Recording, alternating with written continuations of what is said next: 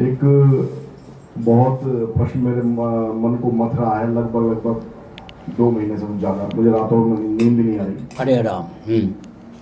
मुसलमानों का अंत कैसे और कब होगा, कम से कम भारत में? अरे राम। क्योंकि ये बिल्कुल निश्चित है कि यदि हमने इनका अंत नहीं करा, ये हमारा अंत कर देंगे। हमने इनका अंत नहीं किया तो ये हमारा अंत कर देंगे, क्योंकि हिंदू तो सो रहा है। ईरान से सिकुड़ते सिकुड़ते यहाँ तक आ गया और हिंदू सो रहा है। हिंदू का सोने का स्वभाव है। तो इसलिए कैसे, क्या इसके लिए यदि मुझे विशेष तौर पर कुछ करना पड़े, आप कुछ आदेशित करें, मैं करूँगा। वाह, मुझसे ही प्रारंभ किए बैठे। हाँ, तो गुप्तचर विभाग सुन ही रहा होगा।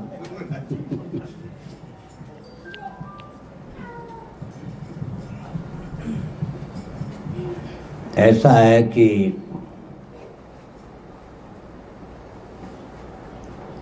कोरी भावुकता के वशीभूत होकर कोई भी विचार पालना नहीं चाहिए, किसी भी विचार को क्रियान्वित नहीं करना चाहिए।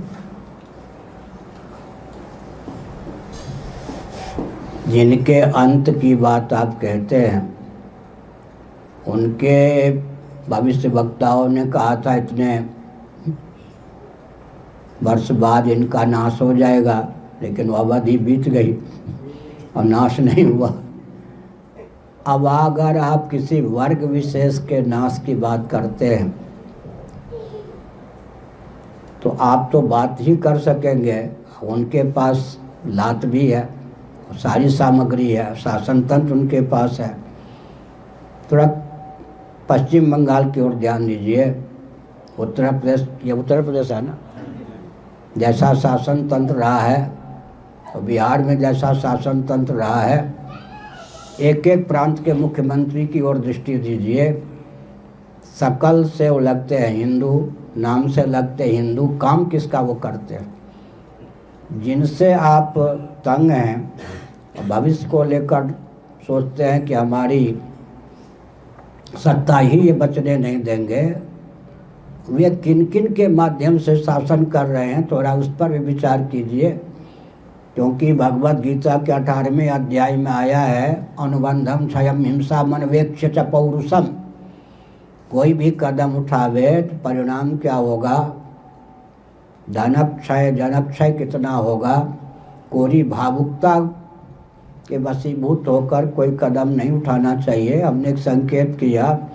अब काटजू ले लीजिए। काटजू जी तो प्रबुद्ध व्यक्ति है, न्यायाधीश रहे हैं। वे चिल्ला चिल्ला कर बोल चुके कि मांस खाना चाहिए। ममता बनर्जी पार्लियामेंट में 3 बार कह चुकी थी कि गोहत्या होनी चाहिए। उनके एक सांसद ने 3 साल पहले कहा था कि गाय गरीबों का भोजन है।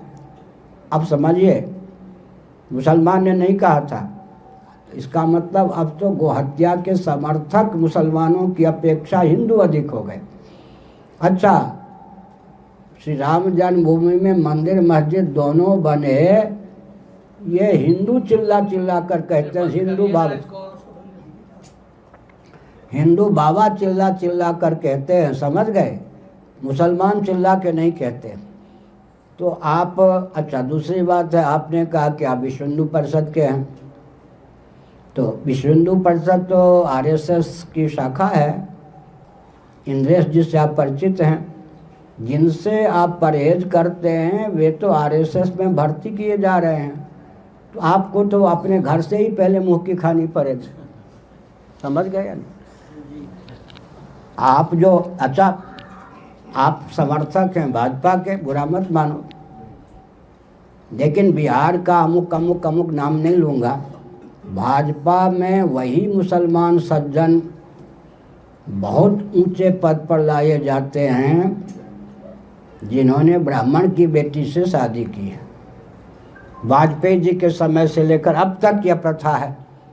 तो सबसे पहली बात है कि आप मुसलमानों से संघर्ष करने जा रहे हैं या आरएसएस विश्व हिंदू परिषद से संघर्ष करने जा रहे हैं। आरएसएस के कई नेता आपको मिल जाएंगे जिनकी बेटी कहाँ गई और जिनके घर में कौन बहुरानी होके आई। तो बात तो बहुत विचित्र है। इसलिए मैं जो उपाय बताता हूँ वो बहुत ही सुगम है।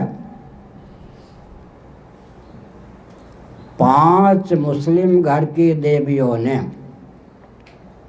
उनकी दृष्टि में 1400 वर्षों से 3 तलाक के नाम पर मुस्लिम देवियों के साथ जो मानवाधिकार की सीमा का अतिक्रमण करके व्यवहार हो रहा था, उसके विरोध में आवाज़ बुलंद की।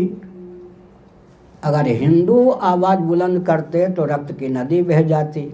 मुस्लिम घर की 5 देवियाँ थीं, उत्तराखंड की थी, उत्तर प्रदेश की थी, राजस्थान की थी, उड़ीसा की थी, इस प्रकार, और वो सफल भी हुई।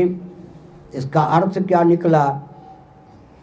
हिंदुओं के यहाँ जो मातृशक्ति देवियों का सम्मान है, उसके प्रति उनके हृदय में आस्था थी। उस आस्था ने उनको मुखर बना दिया। अभी बर्मा में मनुष्यों को कच्चे चबा जाने वाले पिशाच तुल्य नरभक्षी थे। मनुष्य का भोजन करते थे, लामाओं को खा जाते थे पका के। लामाओं ने सोचा कि हमारी अहिंसा तो हमको जीवित नहीं रहने देगी, तो वैकल्पिक छात्र धर्म को उन्होंने अपनाया। अभी तो 6 महीने पहले की बात। तो नरभक्षी इधर उधर भागने लग गए। इसका मतलब बौद्धों को भी अगर अपने अस्तित्व आदर्श की रक्षा की चिंता हुई तो उन्होंने हिंदुओं को ही आदर्श माना। माने हिंदुओं की के यहाँ जो छात्र शक्ति है उसका आलम्बन लेना पड़ा।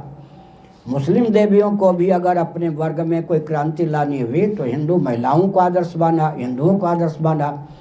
अगर हिंदू अपने आदर्श को यथासंभव अपनाए रखें तो जितने वर्ग हैं, तंत्र हैं हिंदुओं के अतिरिक्त, उन वर्गों में, तंत्रों में ही ऐसे क्रांतिकारी उत्पन्न होंगे जो अपने वर्ग और तंत्र का शोधन कर देंगे। ठीक है, आपको सुनकर आश्चर्य होगा, मैं तो अभी उस देश में गया था जो 10-12 साल पहले हिंदू राष्ट्र था।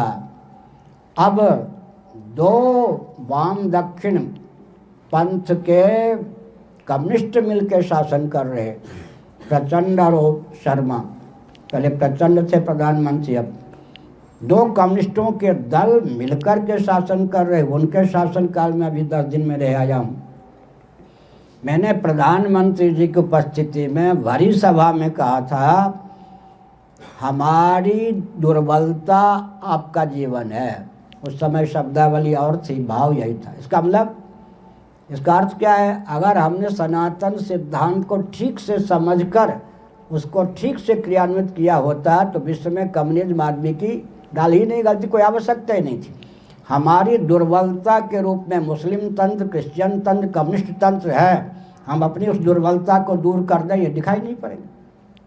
समझ गए ना?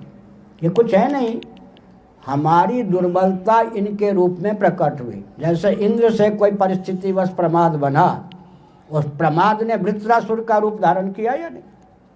वो वृत्रासुर कौन था? इंद्र का प्रमाद ही परिस्थितिवश जो इंद्र को प्रमाद, उसके मूल में कौन था? गुरु की अवज्ञा। अगर बृहस्पति जी का संसद भवन में सम्मान किया होता तो ये सब परिस्थिति नहीं आती। गुरु की अवज्ञा माने गुरु का तिरस्कार, इसी से तो विस्फोट चला। तो जो वृत्रासुर दिखाई पड़ता था वो कौन था? वो कोई बाहर का नहीं था, वो इंद्र का प्रमाद था। समझ गए ना? वृत्रासुर के माध्यम से मैंने कहा ये जितने तंत्र हैं हिंदुओं के अस्तित्व और आदर्श पर पानी फेरने वाले, ये कुछ नहीं है। ये कौन है मालूम है? हमारे प्रमाद के प्रतिरूप हैं। हम अपना प्रमाद दूर कर दें, ये सब कुछ नहीं है। इनकी उपयोगिता ही समाप्त हो जाएगी। उदाहरण के लिए, हमारा छात्र धर्म उद्दीपित रहता तो अमुक अमुक की क्या जरूरत है? कृषि गौरक्ष वाणिज्य के प्रकल्प हमारे सुस्थिर रहते, वैश्य धर्म हमारा सुरक्षित रहता, क्रिश्चियनों की क्या जरूरत है? महाभारत की कूटनीति, महाभारत की राजनीति, वेदों की राजनीति हमारे पास होती तो कूटनीति में अंग्रेज पछाड़ खाते, उनकी कूटनीति के शिकार हम कैसे बनते? सारी बात तो ये है। अच्छा, मान लीजिए नेपाल के राजाओं ने गरीबी दूर करने का धर्म की सीमा में प्रयास किया होता तो गरीबी के नाम पर कम्युनिस्टों की दाल कहाँ से गलती? सीधी बात है। अच्छा, चैतन्य महाप्रभु बहुत अच्छे थे, उनके अनुयायियों ने छात्र धर्म निरपेक्ष कीर्तन को अपनाया, उसके गर्भ से कम्युनिज्म निकल आया। समझ गए ना, कीर्तन के गर्भ से कम्युनिज्म निकल आया। छात्र धर्म निरपेक्ष कीर्तन। अब भगवान हनुमान जी का ध्यान वो करते, कीर्तन और कीर्तन दोनों है या नहीं हनुमान जी के पास। यत्र यत्र रघुनाथ कीर्तनम तत्र तत्र कृतमस्तकांजलिम बाष्पवारी परिपूर्ण लोचनम मारुतिम नमत राक्षसांतकम। कीर्तन भी करते हैं, और जहाँ जहाँ यशोगान होता है भगवान का, हनुमान जी गुप्त रीति से प्रकट हो जाते हैं, विद्यमान रहते हैं। कीर्तन भी करते हैं, राक्षसांतकम। कीर्तन के साथ कीर्तन, केवल कीर्तन रह गया तो उधर चले जाएंगे, केवल कीर्तन रह गया तो कम्युनिस्ट पैदा हो जाएगा। इसलिए हम जो संकेत करते हैं, आपको कोई चिंता करने की जरूरत नहीं है। उन्हीं तंत्रों में अभी एक मुसलमान सज्जन ने वक्तव्य दिया है, भारत में राजनेता लोग हमको लड़ा रहे हैं, भारत तब सुखी होगा जब हम हिंदुओं के साथ अपनत्व रखेंगे, रामलला का मंदिर बनेगा, गो हत्या बंद होगी। कहाँ से आवाज़ आ रही है? नहीं ध्यान गया? मैं इस शरीर से तो बोल रहा हूँ, मैं वहाँ से भी बोल रहा हूँ। आपका ध्यान नहीं गया?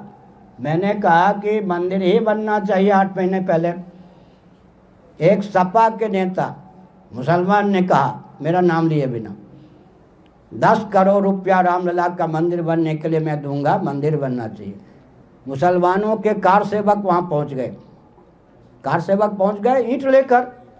इसका मतलब क्या है? अभी थोड़े प्रतीक्षा कीजिए, हम क्रिश्चियनों के मुख से बोलेंगे, हम कम्युनिस्टों के मुंह से बोलेंगे। अभी जो कुछ कहा मेरी उपस्थिति में और मेरे बाद में नेपाल के प्रधानमंत्री ने, मानो मैं उनके मुंह से बोला। इसलिए हम लोग प्रयास कर रहे हैं, जहाँ जहाँ से खतरा है हिंदुओं के अस्तित्व आदर्श को, वहाँ से हम बोलेंगे। माने भगवान हमारे मुख से बोलेंगे, और हिंदुओं का बाल बांका कोई नहीं कर सकता। कम से कम आप जब बोलते हैं विश्व हिंदू परिषद के नाम पर, तो आपके हाईकमान क्या आपके साथ क्या व्यवहार होगा, उस पर तो ध्यान रखा करिए।